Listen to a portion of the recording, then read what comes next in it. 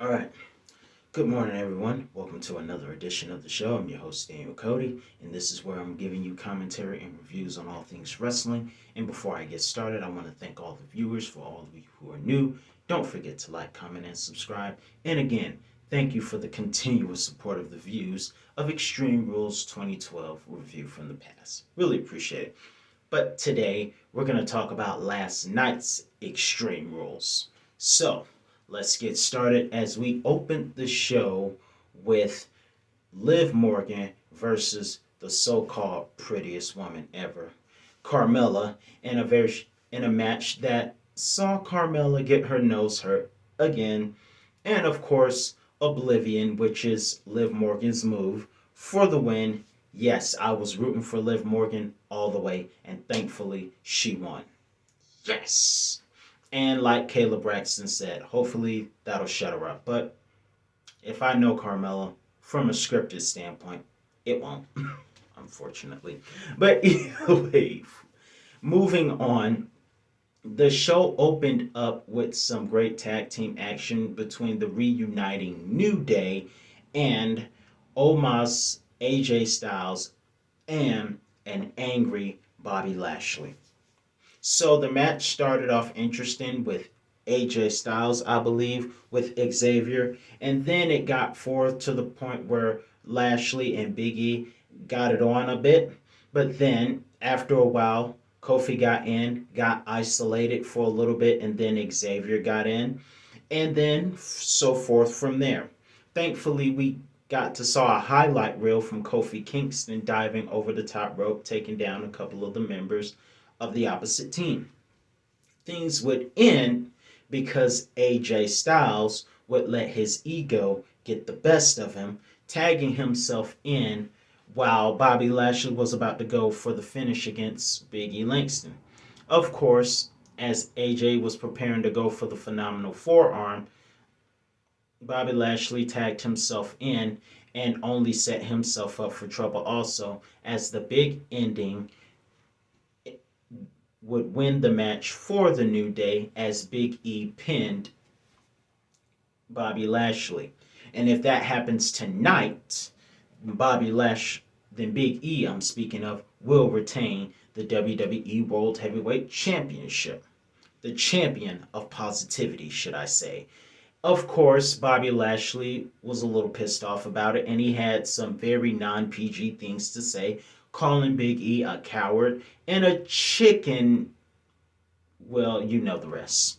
And he challenged Big E to a match, which Big E accepted, saying, "Tonight there will be no excuses. You can say your leg was hurt, you weren't ready. Well, your butt better be ready because tonight, ladies and gentlemen, Raw will open up with the main event show of Big E Langston versus the almighty Bobby Lashley for the WWE Championship, a match that will take place tonight to start off Raw." Moving on. This next match would feature the Raw Women's Championship between Charlotte Flair, who was the current champion, and Columbus hometown hero Alexa Bliss, because WWE's Extreme Rules was was live from Columbus, Ohio last night, and that's Alexa's home. So, as the match started off, it was a filling out process and everything like that. After that, Charlotte took control, and Charlotte put on this little hold that I can't really describe the name of, but it almost looked like a backpack lock, if you will, because Charlotte had Alexa hanging upside down from her back while having her in some sort of lock, and I'm gonna call it the backpack lock because I've never seen that move before.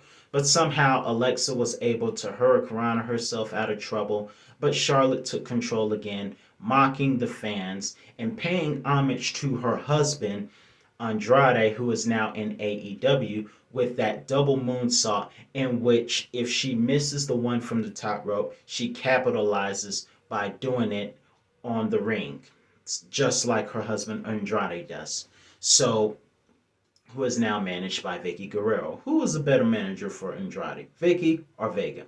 who was at the awards last night with Damian Priest. But either way, moving forward, she took control of the match. She used Lily as a distraction and went for the running boot for the win, and then proceeded to destroy and rip Lily apart, the Alexa's doll in the storyline, ripped Lily apart, which set Alexa off, but Charlotte fought her off and continued the damage. And of course, when Alexa came to, the fans chanted her name, chanted "Thank you, Lily."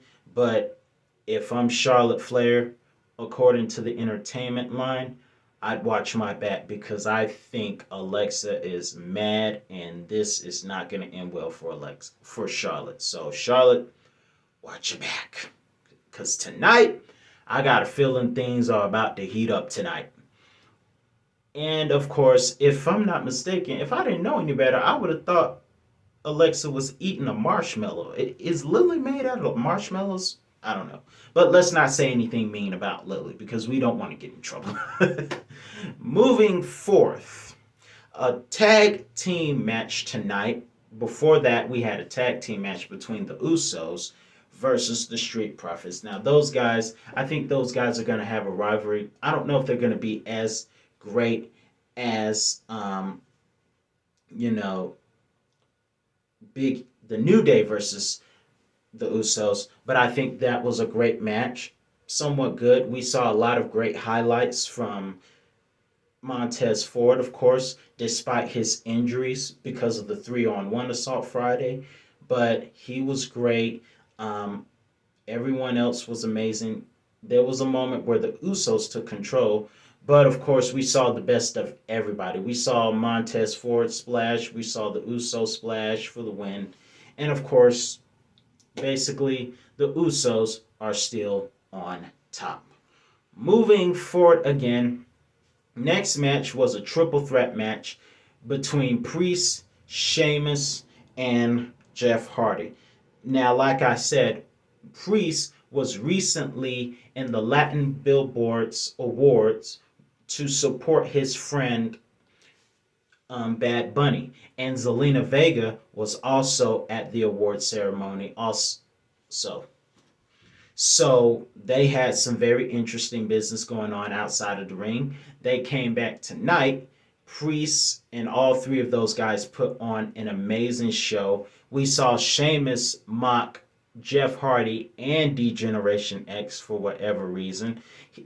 The match started with Sheamus flattening Jeff Hardy so that those two, Sheamus and Priest, could get it on. Of course, it didn't last long. It was a good match, I'm sorry. It was a great match, very adventurous, and of course, after Jeff Hardy was taken out, it was a roll-up, and I know sometimes we get tired of the roll-ups, but nonetheless, it was the roll-up.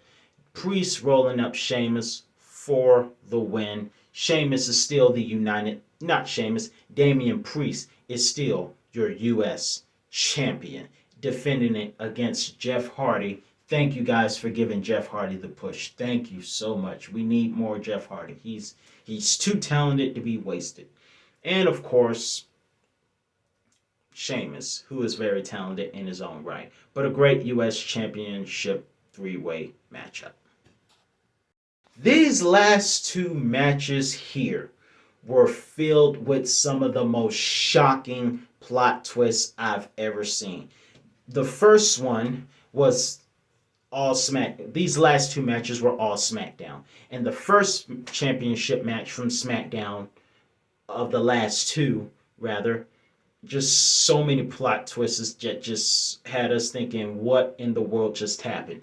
Bianca Belair versus Becky Lynch. This whole match started, some of you have seen my reaction to Becky Lynch versus Bianca Belair. And the squash of the century, as I like to call it. So, thankfully, those 26 seconds were broken tonight, thankfully, and it was a very competitive match. And not only was it competitive, but Bianca showed her strength several times. the gorilla press slam, and also let's go back a little and let's say how awesome it was to see that blockbuster move that Montez Ford and Angelo Dawkins delivered to one of the Usos earlier that night. That was awesome. That was a great highlight of that tag match. But back to this one, Bianca showed her strength so many times in that match and was able to stay away from the disarmor. She did a great job in avoiding that. I mean, because that once that move is locked in, it's hard not to tap out to it. But we all know Bianca's tough, and she would have found a way not to. But she tried her best to avoid it, and she did an amazing job. And despite her great strength and competition, we didn't get to see the ending because just as Bianca Belair, was about to give Becky the kiss of death, Sasha Banks returns. Okay, what is going on? What is going on? I mean, she gets booked out of the SummerSlam match that we were all looking forward to. Becky Lynch shows up and the squash of the century happens, and which leads Becky down to a heel turn. What is going on? Just what's going on? This is the biggest plot twist since SmackDown versus Raw 2006, where we found out that on one hand of the storyline, Chris Jericho was the one who ran down Theodore Long. Oh, another plot twist to the storyline, the person you're playing as ran over Theodore Long. Plot twist, nostalgia. Either way, this is more crazy. This is more of a plot twist than that. But either way, things are about to get real interesting. She will be here Friday night. And of course, just Becky was smiling because she came in and attacked Bianca, which made us think that 2/4 of the horsewomen of WWE rather would be united, but Sasha wasn't playing any favorites. Now let's get on to this main event. This main event was entertaining, shocking, epic, and at times hilarious. This match was the main event and it was very, very interesting. Like I said, had a lot of stuff to it. Finn Balor, Demon Finn Balor, versus the head of the table, Roman Reigns. And I want to point out a quick note. Unlike SummerSlam, Roman was not able to dominate 60% of the match like he's used to doing.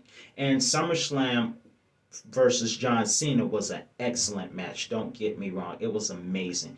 But this match, it wasn't at a moment where it was going to be Roman taking control of the match for a little bit. It didn't happen that way, as both guys were very competitive in this match.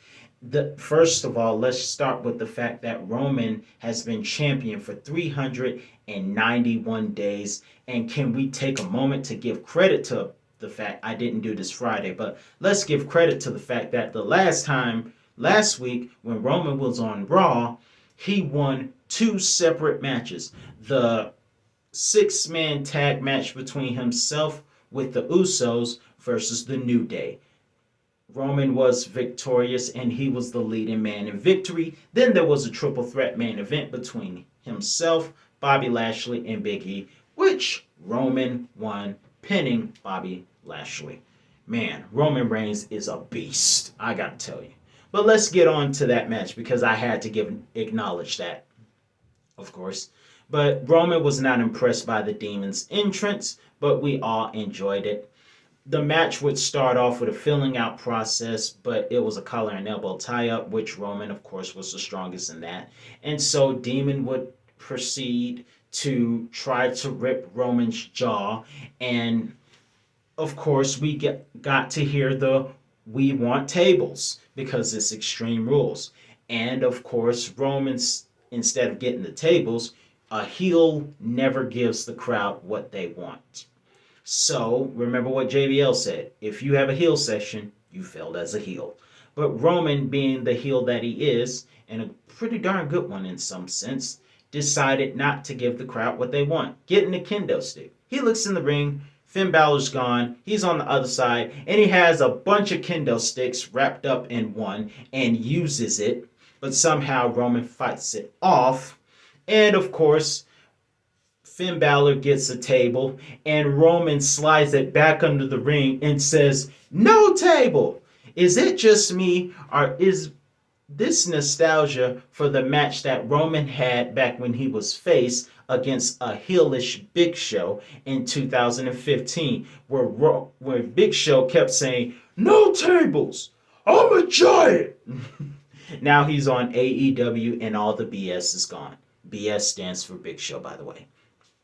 No more BS. So, moving on, the match would go off into the crowd, and this is the most hilarious thing I ever saw. Roman Reigns gets a mask. Roman is wearing a mask as he goes to fight in the crowd. I found that hilarious. We should all be like Roman Reigns. That was hilarious. But either way, the match was great in the crowd. But at least we got to see a table break. But we saw it in an audience, in the audience session, where they were like AJ Styles and Roman did in 2016. That was awesome. They fought by the kickoff panel table, which is made out of glass, which is dangerous. But somebody went through another table. So at least we got a table. We get back to the ring, and of course, what happens later? Roman takes a page out of his cousin The Rock's playbook, rock bottoming Finn Balor through a table. Why are y'all stealing The Rock's move? Becky steals The Rock's move. Roman Reigns, of course, Roman has the right to because that's family. But either way, that wasn't enough to keep Finn Balor down. We saw a Superman punch, which I like to call the punch of Thanos because Roman's a heel.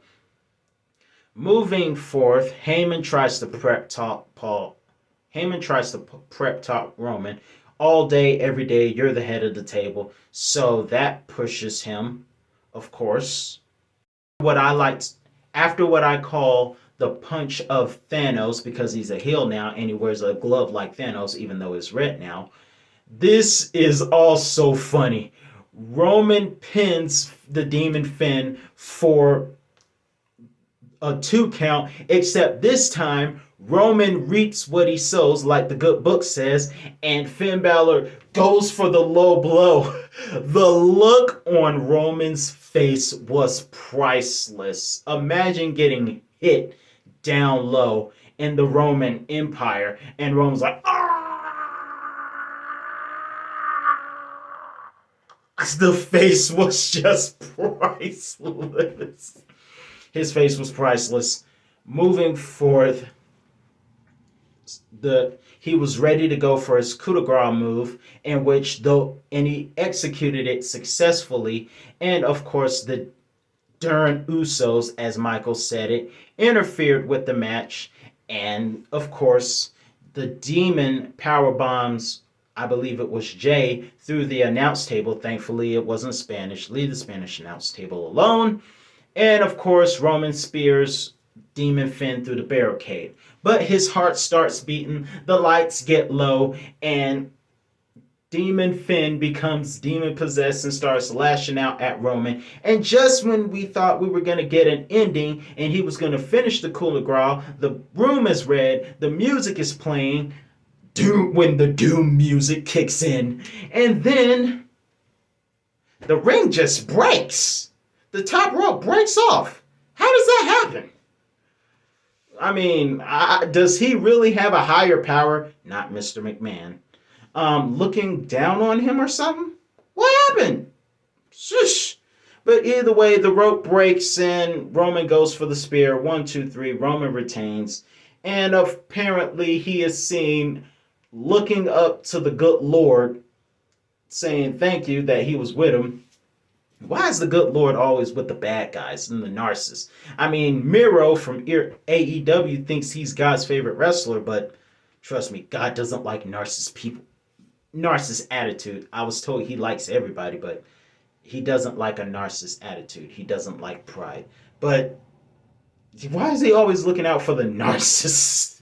This is just a joke, ladies and gentlemen. But moving forth, Roman Reigns retained in a match that was filled with so much stuff that was entertainment.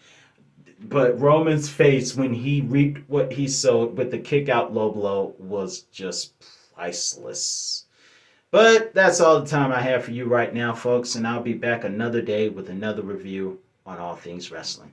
Have a good week. See you Friday. Unless I see you sooner. I don't know. But peace out for now.